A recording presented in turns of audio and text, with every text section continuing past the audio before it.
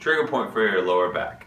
So again, you want to place the ball in a certain spot, hold it for about 20 seconds or more to feel that tension release.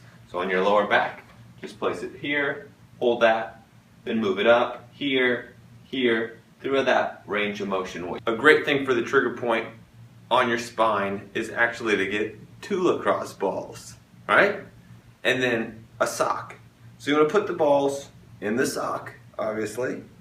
So what they do is it gives the right separation to be able to go against your spine. So it's great for a rolling technique. You can just tie this off with some tape or something, but then you can put this against your spine and then just roll that all the way through your spine, or hold that and keep that tension there. Do the trigger point 20 seconds all the way up, all the way down.